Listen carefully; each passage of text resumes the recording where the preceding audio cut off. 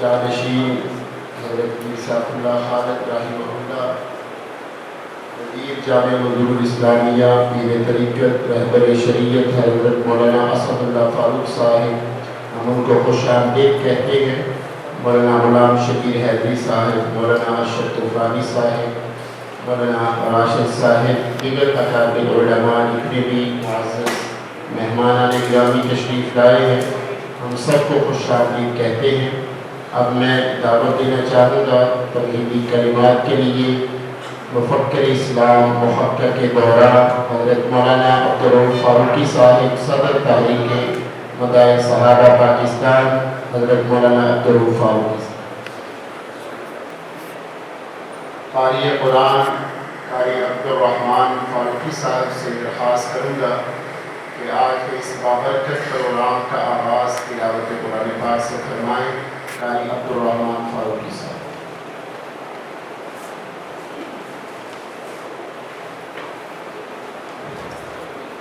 السلام علیکم ورحمۃ اللہ وبرکاتہ۔ اعوذ باللہ من الشیطان الرجیم،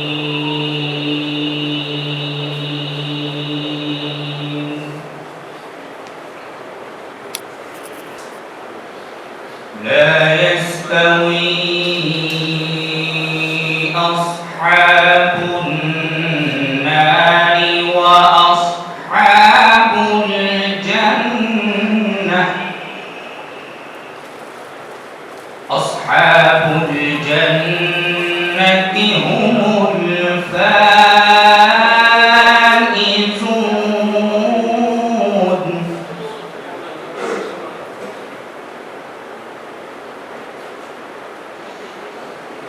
لو أنزلنا هذا القرآن على جبل لرأيته يا أيها الذين آمنوا اتقوا الله ولتنظر نفس ما قدمت لغد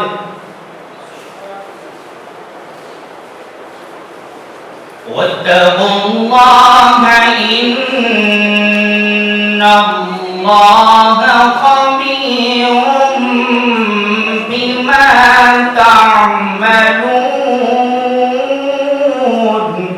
دور میں ہر حال میں اظہار کریں گے، ہر دور میں ہر حال میں اظہار کریں گے، ہم ختم نبوت کا ہی پرچار کریں گے۔ میری ذات تو فقط حرص و ہوس کا ہے مسافر، میری ذات تو فقط حرص و ہوس کا ہے مسافر، ایندھن ہے جہنم کا مردود ہے کافر۔ ہر دور میں میری جے کا انکار کریں گے، ہر دور میں میری جے کا انکار کریں گے، ہم ختم نبوت کا ہی پرچار کریں گے۔ ہر دور میں ہر حال میں اظہار کریں گے، ہر دور میں ہر حال میں اظہار کریں گے، ہم ختم نبوت کا ہی پرچار کریں گے۔ یوں ختم نبوت کو بھی بنوایا ہے ہم نے، قانونی اسمبلی سے بھی منوایا ہے ہم نے، تقدیس رسالت شاہ ابرار کریں گے، تقدیس رسالت شاہ ابرار کریں گے، ہم ختم نبوت کا ہی پرچار کریں گے۔ ہر دور میں ہر حال میں اظہار کریں گے، ہم ختم نبوت کا پرچار کریں گے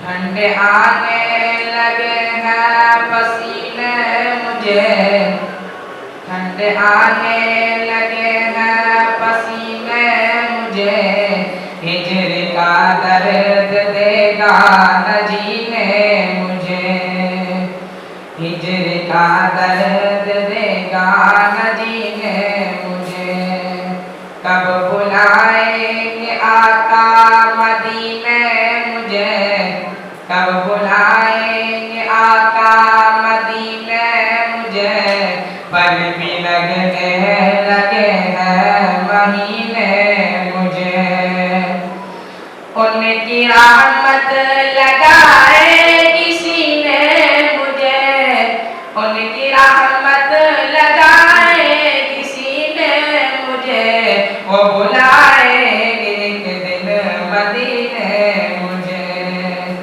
بے کسوں کا سہارا وہ خود بن گئے بے کسوں کا سہارا وہ خود بن گئے کیوں سنبھالا میری بے کسی نے مجھے سونا سونا لگتی ہے طیبہ کی مٹی اگر سنگریز میں لگتے نگینے مجھے ٹھنڈے آنے لگے ہیں پسینے مجھے ہجر کا درد دے گا نہ جینے مجھے ان کی رحمت لگائے کسی نے مجھے وہ بلائیں گے ایک دن مدینے مجھے میری کوشش ہے دنیا کے منہ نہ لگوں میری کوشش ہے دنیا کے منہ نہ لگوں چاہے دنیا کی ان سے ہے چھینے مجھے ٹھنڈے آنے لگے ہیں پسینے مجھے ہجر کا درد دے گا نہ جینے مجھے ان کی عزت پہ جان مارنے کا جنون ان کی عزت پہ جان مارنے کا جنون ہرگز نہ دے گا نہ چین سے جینے مجھے کوثر و پلسرات اور میزان پر کوثر و پلسرات اور میزان پر یاد رکھا ہے میرے نبی نے مجھے نحمده ونصلي على رسوله الكريم أما بعد فأعوذ بالله من الشيطان الرجيم بسم الله الرحمن الرحيم صدر محترم حضرات مولانا علامہ محمد یونس حسن صاحب علماء کرام علماء گرامی شرکاء سیمینار اور محترم مکرم صحافی ہوں میں آپ کا وقت زیادہ نہیں ہوگا میں آج کے اس پروگرام کا جو مقصد یا ہدف ہے اس کا ایک مختصر سا خاکہ آپ کی خدمت میں پیش کرنا چاہتا ہوں حضرت مولانا علامہ محمد یونس حسن صاحب خراج تحسین پیش کرتا ہوں انہوں نے ابتداء قادیانیت کا جو قانون ہے اس کے سلسلے میں اپنی جدوجہد جاری رکھی ہوئی ہے کہ اس قانون پر عمل درآمد کیا جائے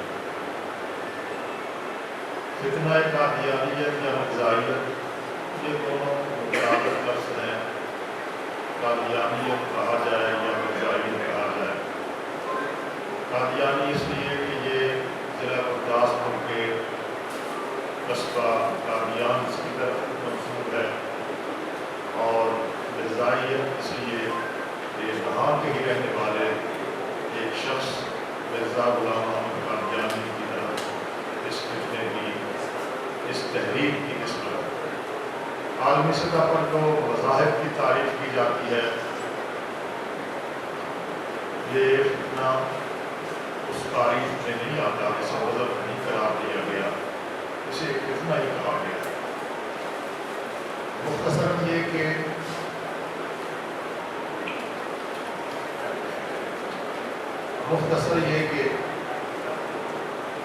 یہ برطانوی سامراج کا دور تھا۔ 1849 میں مرزا غلام محمد قادیانی پیدا ہوا اور آہستہ آہستہ اس نے مختلف دعوے کرنا شروع کیے اور بالآخر سن 1906 میں باقاعدہ تشریعی نبی یعنی مستقل نبی ہونے کا دعویٰ کیا۔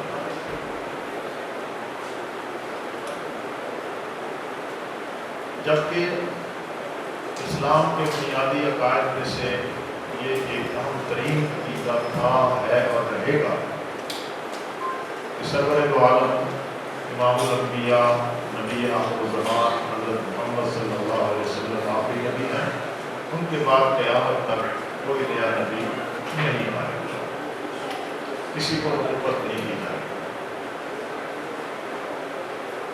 اس نے نبوت کا دعویٰ جیسے کیا، میں وہ جملے جو ہیں اس سلسلے میں کافی کرنا چاہتا ہوں۔ ایک تو یہ کہ یہ برطانوی سامراج کا ایجنٹ اور اس کا خودکاشتہ پودا ہے، اور دوسرا یہ کہ آل انڈیا کانگریس یا بھارت کی جو ہندو مذہب کی اکثریت ہے اس کے لیے یہ فتنہ جو ہے وہ سہولت کار کے طور پر کام کرتا ہے۔ تو کاشتہ پودا کا لفظ تو خود مرزا غلام محمد قادیانی نے جب وائسرائے کو خط لکھا ہے کہ اپنے افسروں سے یہ کہا جائے، انہیں یہ ہدایت دی جائے کہ ہمارے بارے میں یعنی مرزا غلام محمد قادیانی اور اس پر ایمان لانے والوں کے بارے میں سختی نہ کریں بلکہ نرمی کرتے ہیں۔ اس میں انہوں نے یہ لکھا کہ انہیں یہ کہا جائے کہ اپنے خود کاشتہ پودے کی کوئی حفاظت کریں۔ یہ خود کاشتہ پودا ہونا خود انہوں نے لکھا۔ سہولت کاری کیا ہے؟ آج کے حالات میں یہ بات سمجھنا میرا خیال آپ کے لیے بہت آسان ہو جائے گا کہ 75-76 سال سے پاکستان مسئلہ کشمیر میں الجھ رہا ہے۔ مسئلہ کشمیر کیا ہے وہ آپ سب جانتے ہیں، اس میں کسی تفصیل کی ضرورت نہیں۔ پہلے بھی جنگیں ہو چکی ہیں، سن 65 کی جنگ بھی ہوئی، سن 70-71 میں بھی ہوئی، پھر اس کے بعد بھی یہ تناؤ اس خطے میں پاکستان اور انڈیا کے درمیان مسلسل چلا آ رہا ہے، اور ساری دنیا ایک مفکر اور مدبر یہ کہتے ہیں کہ جب تک مسئلہ کشمیر حل نہیں ہوتا اس وقت تک اس خطے کا تناؤ جو ہے وہ ختم نہیں ہو سکتا۔ یہ کیسے پیدا ہوا؟ میں یہ سہولت کاری کا لفظ کی وضاحت کرنے لگا کہ جب دوسری جنگ عظیم کے بعد یہاں سے برطانوی سامراج کا چل چلاؤ طے ہو گیا، خود برطانوی سامراج نے یہ سمجھ لیا کہ اب ہم یہاں نہیں ٹک سکتے، ہمیں اپنا بوریا بستر سمیٹ کر اپنا اقتدار سمیٹ کر واپس آنے برطانیہ چلے جانا چاہیے۔ تو یہاں تحریک پاکستان چل رہی تھی، دو قومی نظریے کی بنیاد پر۔ اس خطے میں ایک قوم نہیں ہے، دو قوم، اکثریت کی بنیاد، ایک مسلمان اور ایک ہندو۔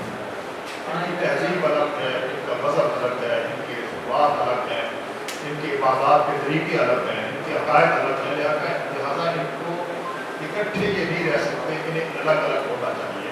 یہ بنیاد تھی تحریک پاکستان۔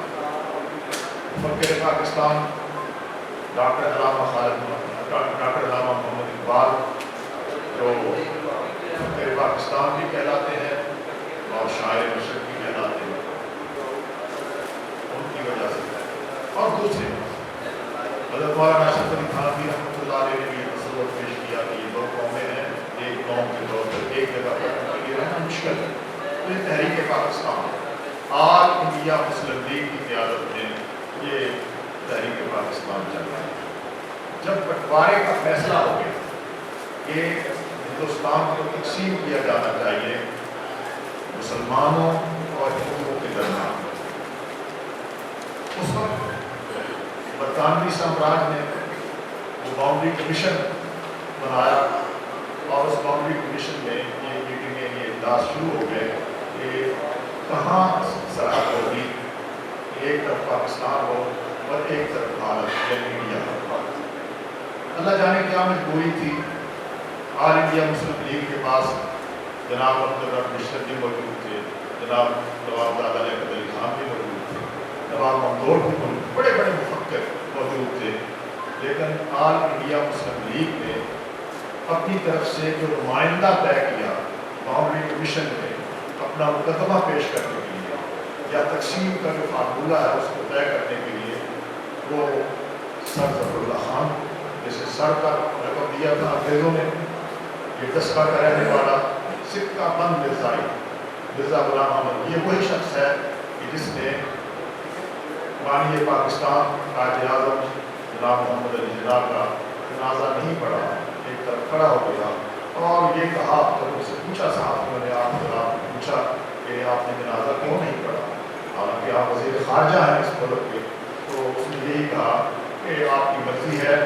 آپ ایک مسلمان ملک کا غیر مسلم وزیر خارجہ ہمیں سمجھ لیں یا ایک غیر مسلم ملک کا مسلمان وزیر خارجہ سمجھ لیں، ہم بانی پاکستان کے دوسرے مذہب کے ہیں، ہم ان کی بات بنا نہیں کر سکتے۔ یہ پیش ہوا باؤنڈری کمیشن میں آل انڈیا مسلم لیگ کے نمائندے کے طور پر ایک نقشہ ترتیب دیا جائے، کہاں سے کہاں تک لکیر لگائی جائے گی کہ ایک طرف بھارت ہوگا، ایک طرف پاکستان۔ آپ تاریخ اٹھا کر دیکھ لیں، میں جس کو سبزاری کہہ رہا ہوں، تو آل انڈیا مسلم لیگ نے جو فارمولہ دیا تھا، اس فارمولے کو سمیٹ کر ایک طرف فائل رکھتے ہوئے جو فائل ظفر اللہ خان نے باؤنڈری کمیشن میں پیش کی، اس میں یہ تھا کہ گرداسپور جس میں قادیان بھی وہ بھارت کا حصہ رہنے دیا جائے، حالانکہ پاکستان کا آل انڈیا مسلم لیگ کا کلیم یہ تھا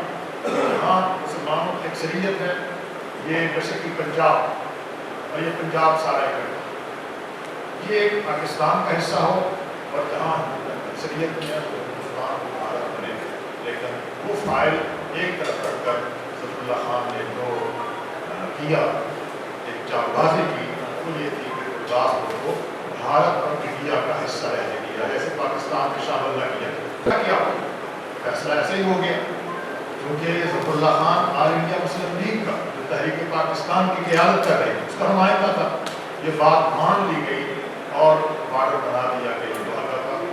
اس کا نتیجہ کیا ہوا کہ بھارت نے بالکل ابتدائی دنوں میں ہی کشمیر پر چڑھائی کی، فوجیں بھیجی اور اس کا قبضہ کیا۔ کیوں؟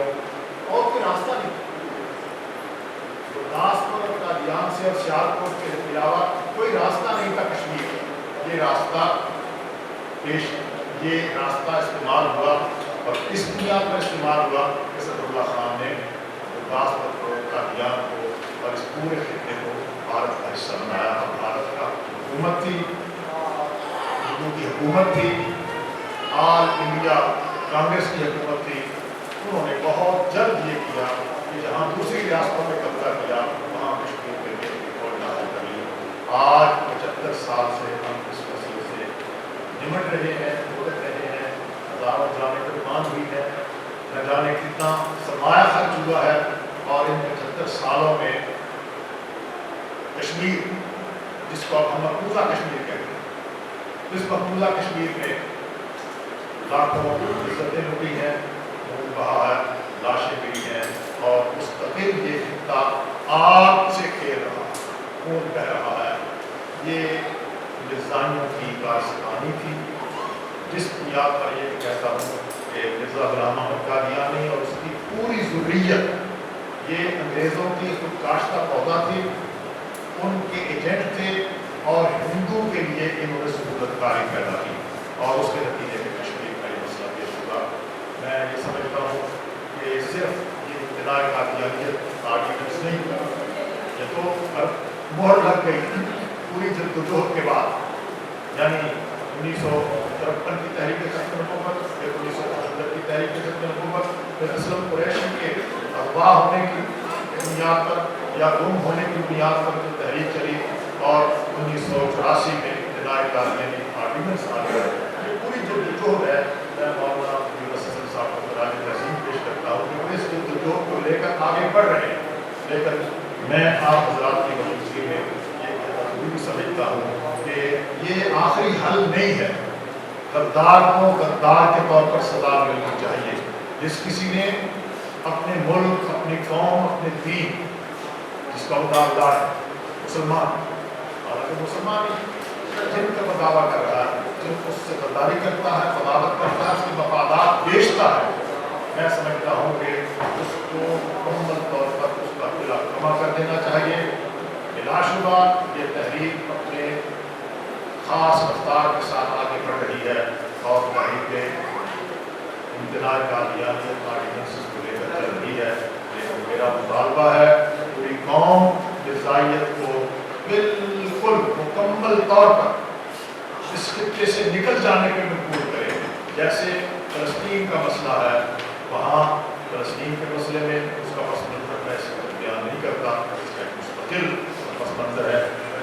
مسئلہ کشمیر کا آج آپ دیکھ رہے ہیں کہ کشمیر میں، اسی مقبوضہ کشمیر میں یہ دہشت گردی ہوئی ہے کہ ایک اعلانے کے ساتھ ہوئی ہے، ایک منصوبہ بندی کے ساتھ ہوئی ہے، ایک ڈرامہ رچایا گیا ہے، اور اس کے نتیجے میں دونوں ملک جو ہیں وہ آگے سامنے کھڑے ہیں. اور یہ خطرہ ہے کہ جنگ ہو جائے، اور اگر جنگ ہوئی تو اس خطے کے لیے نہیں، اس پوری انسانیت کے لیے اتنی خطرناک ہوگی کہ دو ایٹمی ملک آپس میں ٹکرائیں گے اور اس ٹکراؤ کے نتیجے میں بہت بڑا نقصان ہوگا. میں سمجھتا ہوں کہ مرزائیت اس کی ذمہ دار ہے. پاکستان کی حکومت کو، پاکستان کی مسلح افواج کو، پاکستان کی پارلیمنٹ کو، پاکستان کے سیاستدانوں کو اور پاکستان کے حکمرانوں کو یہ فیصلہ کرنا چاہیے کہ مرزائی یا مسلمان ہو جائیں یا یہ ملک چھوڑ کر جہاں ان کا جی چاہتا چلے جائیں. جب تک یہ نہیں ہوگا اس وقت تک مسائل حل نہیں ہوں گے. اللہ تعالیٰ ہمیں اس سلسلے میں اپنا کردار ادا کرتے رہنے کی کوشش کریں. مولانا علامہ عبدالفاروقی صاحب دامت برکاتہ العالیہ، اللہ تعالیٰ حضرت کا سایہ ہمارے سروں پہ قدیر قائم و دائم رکھے، صحت عافیت والی لمبی زندگی اللہ ان کو نصیب فرمائے. اب میں تحریک امتناع قادیانیت آرگیومنٹس کے امیر حضرت مولانا علامہ یونس حسن صاحب سے درخواست کروں گا کہ وہ آپ کے سامنے پریس وزیر آپ کے سامنے پڑھیں گے انشاءاللہ. حضرت مولانا علامہ یونس حسن صاحب. بسم اللہ الرحمن الرحیم. سب سے پہلے میں انتہائی شکر گزار ہوں صحافی برادری کا، جنہوں نے ہمیشہ ہماری آواز کو ایوان بالا تک بھی پہنچایا ہے اور عوام الناس تک بھی پہنچایا ہے. یہ آپ حضرات کی ذمہ داری کی ہے. اس وقت میرے ساتھ دائیں طرف مفکر اسلام حضرت مولانا عبدالرؤوف فاروقی صاحب اور اسلام آباد سے آئے ہوئے ہمارے معزز مہمان حضرت مولانا قاری محمد ممتاز ربانی صاحب، امیر پیغام ختم نبوت موومنٹ پاکستان. ان کے ساتھ کسی تعارف کے محتاج نہیں ہیں. جامعۃ المنظور اسلامیہ کے محتمم حضرت مولانا پیر محمد اسد اللہ فاروق صاحب، میری بائیں جانب عالمی مجلس احرار اسلام کے مرکزی رہنما اور اس خاندان کے چشم و چراغ जिन्होंने सब से पहले मिर्ज़ा कादियानी के कुफर का फतवा दिया, मुल्ला अब्दुर्रहमान लुधियानवी साहब, इनके परदादा ने फतवा दिया था। और इनके साथ चौधरी अख्तर रसूल साहब और इसी तरह हमारे इंतहाई मोहतरम भाई चौधरी खालिद महमूद एडवोकेट साहब, जिन्होंने अपनी ज़िंदगी गुस्ताखाने उसूल के ख़िलाफ़ केस लड़ते लड़ते गुजार दी है, जो कि हमा वक्त इस काज और मिशन के लिए तैयार रहते हैं और खिदमत कर रहे हैं। व दीगर उलमाए किराम, मौलाना इमरान सिद्दीकी साहब, कारी मुआविया साहब और मौलाना मुमताज़ रबानी साहब के साथ आए हुए मेहमानान गिरामी कारी राशिद साहब और इसी तरह शेरावाला मरकज़ से हमारे इंतहाई मोहतरम कारी आज़ीम साहब व दीगर मोहतरम जनाब आमिर बख्शी साहब तशरीफ़ फरमा हैं। तो इनकी मौजूदगी में हज़रात मोहतरम जो कादियानियत का लुब्बे लुबाब खुलासा आप हजरात ने मौलाना अब्दुल फारूकी साहब से सुना है और बकौल अल्लामा इकबाल के कि ये पाकिस्तान के भी गद्दार हैं और इस्लाम के भी गद्दार हैं। इनकी गद्दारी का ये नतीजा है कि आज जिस मकाम पर पाकिस्तान भारत के मुकाबले में खड़ा है और जो सूरत हाल है ये कादियानियों ही की वजह से है। तो हमारा मुतालबा है हुकूमत पाकिस्तान से और आप हजरात की वसातत से ये हम मैसेज, ये पैगाम देना चाहते हैं कि कादियानी शुआर इस्लाम का इस्तेमाल करके इम्तनाए कादियानियत एक्ट की खिलाफ वर्जी कर रहे हैं। वो कैसे? पाकिस्तान का कानून इम्तनाए कादियानियत एक्ट ये कहता है कि कोई कादियानी अपने आप को मुसलमान जाहिर नहीं कर सकता। अगर वो मुसलमान जाहिर करे इस पे FIR दो। तो जब लोग जुमे के रोज मसाजिद से जुमा पढ़कर, जैसे प्रेस क्लब की ये मस्जिद है शिमला पहाड़ी की, तो यहाँ सैकड़ों लोग नमाज पढ़ के निकलते हैं। अगर कोई गैर मुस्लिम बाहर बैठे हैं, हिंदू हैं, सिख हैं, वो हमारे इस मुल्क के हमारे भाई दोस्त साथी हैं, उन्हें पूछने की जरूरत नहीं पड़ती कि ये कौन है। वो कहते हैं कि ये मुसलमान है। तो कोई भी जो मस्जिद से नमाज पढ़ के, जुमा पढ़ के मस्जिद से निकलेगा जुमे के रोज, जुमे के वक्त, तो वो जाहिर कर रहा है कि मैं मुसलमान हूं। तो जो बेआईनी हमारी इन्हीं मसाजिद की शक्ल सूरत और हैत के अंदर कादियानियों ने मसाजिद बनाई हुई है, जो उनकी इबादत के मराकिज़ हैं, हम उन्हें नहीं मानते कि ये मसाजिद नहीं है, लेकिन वो उनको अपने यहाँ मस्जिद ही कहते हैं और मसाजिद ही के नाम पर कादियानियों से चंदा भी लेते हैं, इस्तेमाली कुव्वतों से भी लेते हैं, वो उन्हें उसकी मस्जिद ही कहते हैं। तो मेरे भाइयों, तो हम ये चाहते हैं कि जब ये कादियानी हर जुमे को वो पाकिस्तान के कानून की वायलेशन करते हुए ये जारहियत करते हैं, तो इंतजामिया की जिम्मेदारी है कि पाकिस्तान के कानून के ऊपर इम्प्लीमेंट करवाए। जब इंतजामिया वहां पर SHO फोर्स लेकर अपनी असार के अंदर उन्हें तहफ़्फ़ुज़ फराहम करके जुमा पढ़ाएगा, तो हम ये समझने पे मजबूर होंगे कि ये भी पाकिस्तान के कानून की वायलेशन कराने में शामिल है। इनका काम ये नहीं है, इनका काम है पाकिस्तान के कानून पे इम्प्लीमेंट करवाना। नंबर 2, कादियानियों की वजह से मुल्क में इश्तियाल अंगेजी बढ़ रही है। उसकी वजह यह है कि आईन और कानून का कादियानियों को पाबंद बनाया नहीं जा रहा और स्टेट ने कादियानियों का जो स्टेटस मुकर्रर किया है, कादियानी इसको कबूल करें।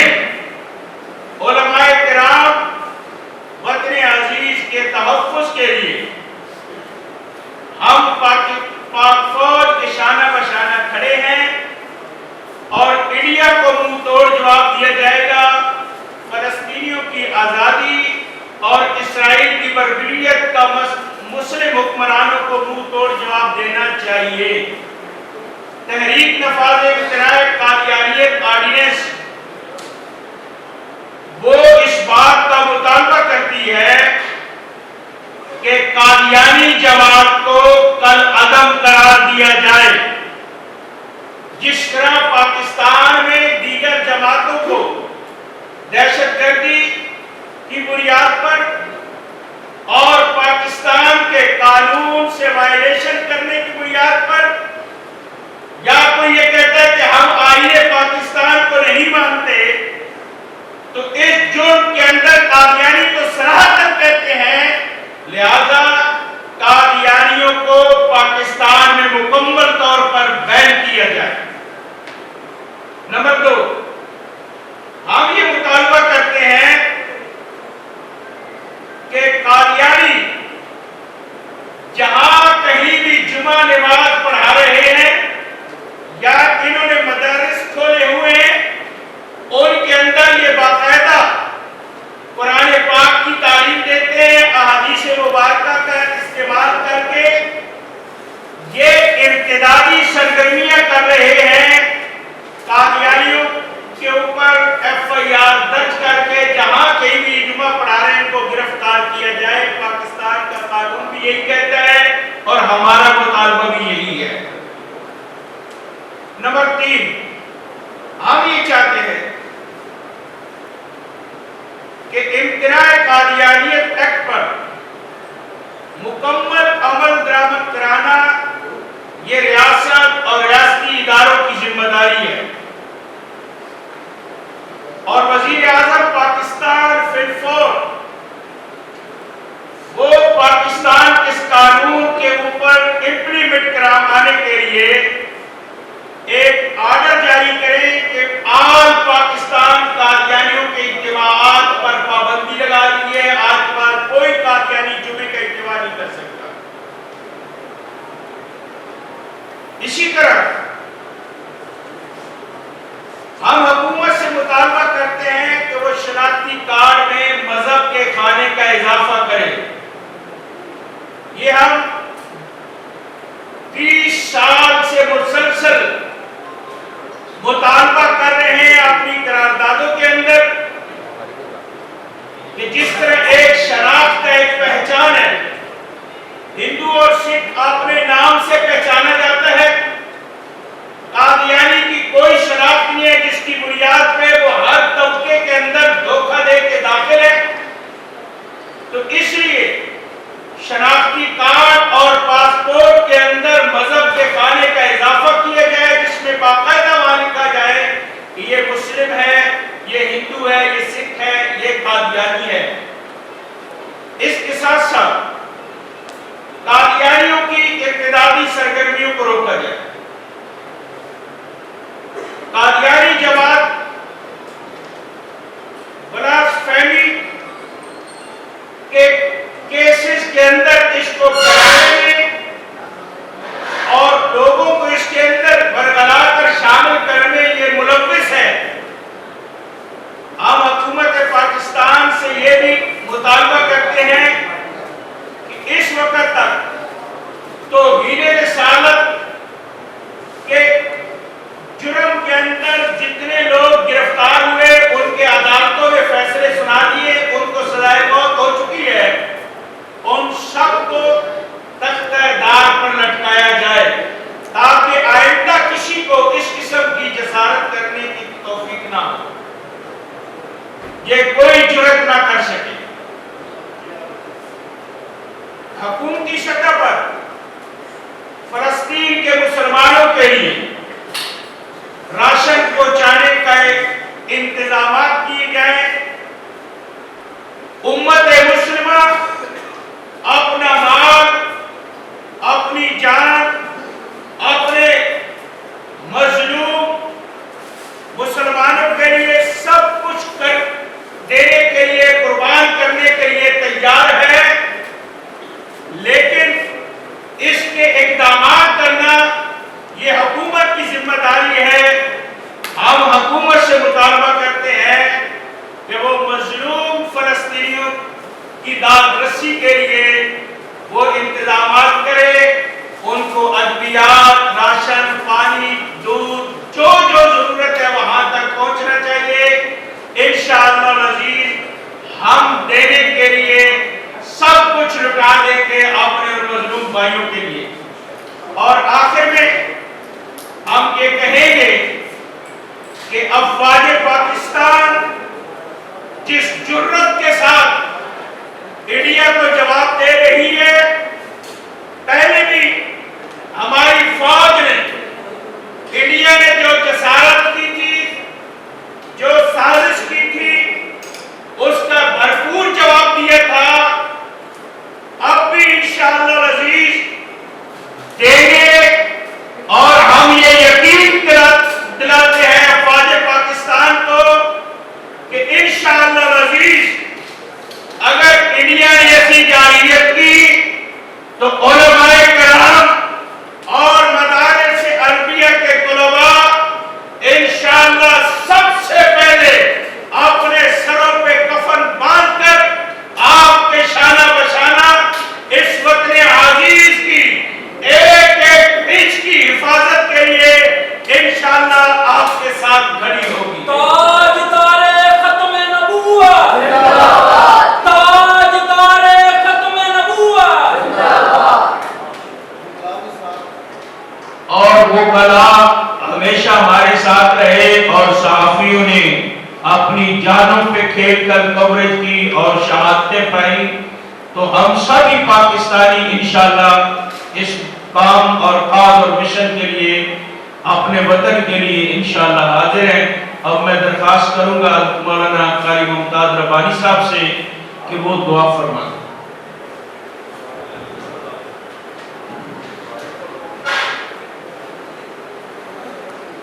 अल्हम्दुलिल्लाह रब्बिल आलमीन वस्सलातु वस्सलामु अला सय्यिदिल मुरसलीन व अला आलिहि व अस्हाबिहि अजमईन। रब्बना ज़लमना अनफुसना व इन लम तग़फिर लना व तरहमना लनकुनन्ना मिनल ख़ासिरीन। या इलाहुल आलमीन, हम सब की हाज़िरी को कबूल फरमा। इस अज़ीम मिशन के लिए अल्लामा मोहम्मद यूनुस हसन साहब ने आज की ये नशिस्त तरतीब दी है। अल्लाह इस मिशन में हम सबको कामयाब और कामयाब फरमा।